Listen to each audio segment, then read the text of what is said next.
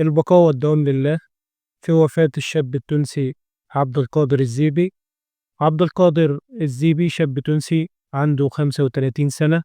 كان مقيم في مرسيليا في فرنسا. كان مقيم بطريقة قانونية. كان في أحد الأسواق وحصلت مشاجرة بينه وبين حوالي 10 أشخاص.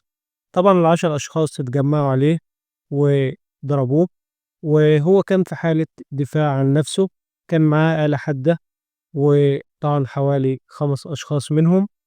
كان في دورية للشرطة الفرنسية شافت الموضوع، أطلقت الرصاص فورا على عبد القادر الزيبي. طبعا الموضوع ده أثار غضب التونسيين جدا، وأثار استياء ناس كتيرة جدا، لأن الشرطة اتعاملت مع عبد القادر بالقوة. المفروض كانت تتعامل مع عبد القادر بالغاز المسيل، أو تحاول تسيطر عليك وتقبض عليك وتحاسبه لو عمل حاجة غلط.